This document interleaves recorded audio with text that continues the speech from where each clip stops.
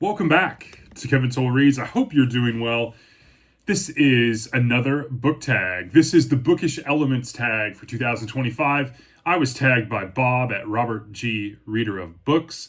He was tagged by the lovely Pat at Book Chat with Pat, who was tagged by the originator of this tag, Sarah, at My Granny Era. Sarah also wrote in her notes on her original tag in the post, she wrote, "I'm excited to share with you all a new tag I created. It's called the Bookish Elements Tag. This is all about the stuff we use to accessorize our reading." I'm paraphrasing her quote. But there are 9 prompts, the 9th being tag and others. We're going to dive right into this thing because I like this, and obviously I was tagged by Bob, so definitely have to do it. Question number 1. How do you feel about foreshadowing or dropped hints? I enjoy them. I know there's some people that read books they don't want to be alluded to, and I'm going to be honest with you, if the author does a good job with this and does it in a very creative, unique way, I think it's soft-handed, not heavy-handed. I think it's very interesting. I think sometimes I get them, sometimes I don't. A lot of times I probably don't. Unless the author is very clunky and does it very heavy-handed to where you're like, okay, you just spoiled something that I know is going to happen now. But I like hints. I like a little foreshadowing. So, question number 2, bookmarks. What do you use? How do you feel about bending the corner down? Well, I have a cup full of just bookmarks I get from used bookstores. I've got stuff that I use from my kids that get coupons that go invalid, that I use receipts, cards. I mean, I'll use anything really. Bending the corner down, I don't dog ear pages. That's crazy talk. Question number 3, forgotten bookmarks. Have you ever found something strange in a book? And lo and behold, this is interesting timing.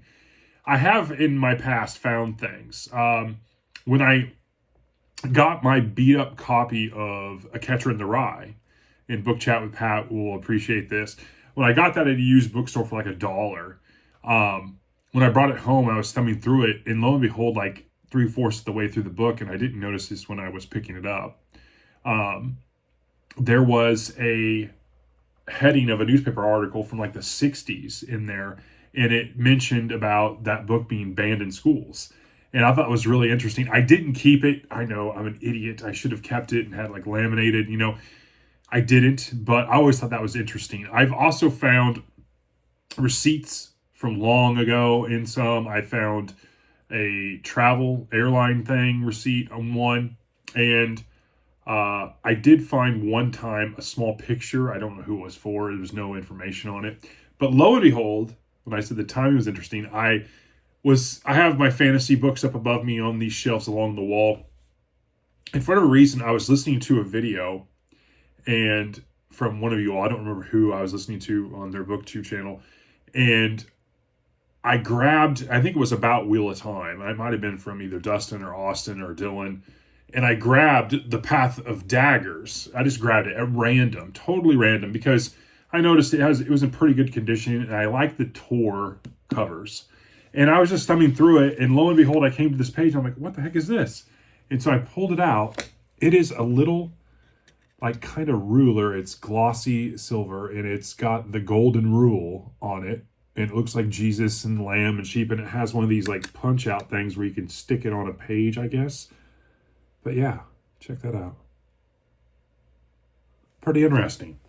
And it was just in this book, so I put it back on the shelf here. But yeah, it happens, randomly. So question number 4, inscriptions and annotations. How do you feel about writing in a book, and how do you annotate if you do? I don't. I just don't. I have several, since I buy a lot of used books, I have books that have been underlined or highlighted or little notes on the side. I will read them from time to time, but most of the time I don't. I definitely don't annotate books. So, sorry, I'm kind of boring.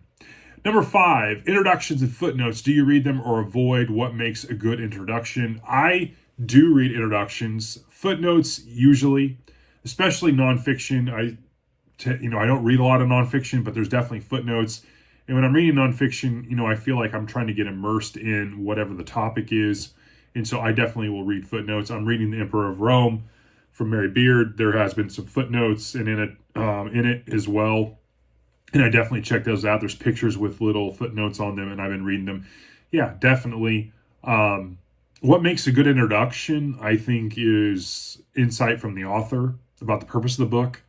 It could be why he wrote the book, or if it's a book in a series and he's taken an absence for a while maybe why he has kind of put it off for a while is always interesting reading to me. What got him in the mindset to write the book or the subject matter is always interesting as well. Number 6, accessories. Do you use bookish accessories like a clip-on ring light, book sleeve, annotation materials, bookstand, etc.? I use reading lights. I do. I have 2 of these cheap things. They're rechargeable. And so I have 2 of them. I got them, I think, online, and I have 2 of them just because whenever I'm using one, if it goes bad, I can put it on the charger while I grab another one that's charged and go. My mother-in-law picked up for Carly and Tessa a better version of this. It's got a thicker neck and it bends better, it stays. This one kind of, after time from bending it around to get the light just right, it does go loosey-goosey on you, but I make it work. So that's all I have accessory-wise. That's it. And I try not to use those. I'll try to use desk lights like this one here and read, sometimes in my home office to read, but most of the time I like to read out in the living room or in bed. So number 7, art and illustrations. How do cover art and illustrations affect your reading experience?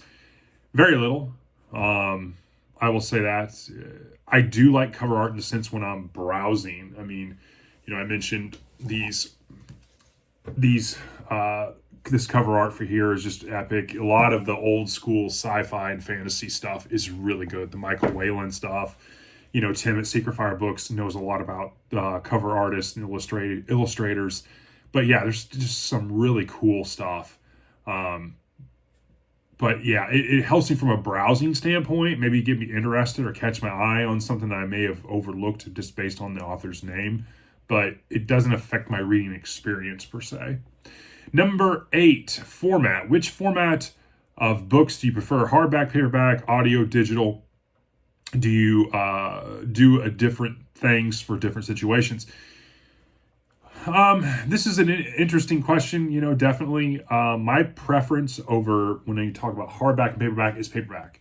Mass market paperback is my favorite and my preferred. I definitely feel like it fits the best in my hands.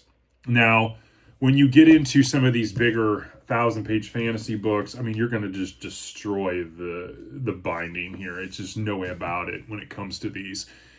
Trade paperbacks, the floppy that lay open for you and everything is nice, but when you are not, seated or whatever, it's hard. I like mass market paperbacks in my hand. I can maneuver myself around, especially if I'm laying down.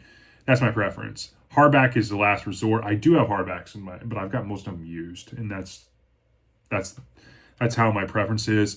Audio or digital, I like Audible. My ultimate preference is to listen to the audiobook while I have the physical book and immersive read something. Obviously, I also physical read books, and I listen to audiobooks when I walk or run or do exercise or drive or whatnot. So yeah, those are my preferences. And the 9th one is tagging others. So we're going to tag some people in this. Novel insights, adventures in literature, must read more. Sue Jackson, Bookish Chaz, Stuart Griffin, Dylan Morris, Cobalt Dragon, Elder Talk, Livia Crafts and Books, Paper Pages Possibilities, Ted Redenstead, Quaint and Curious Volumes, Brian M.R. Pronic 1, Jess Bookgirl TV, Rainer Reads Stuff, Joe Linsdale, Amy with a Y, and Book Buds. You've all been tagged and the original tag from Sarah, the Bookish Elements Tag. Thanks again to Bob for tagging me in this video. Thanks again to Pat for tagging Bob. And thanks for Sarah for putting this together. I hope you enjoy this, and I will talk to you all in the next one. Thanks.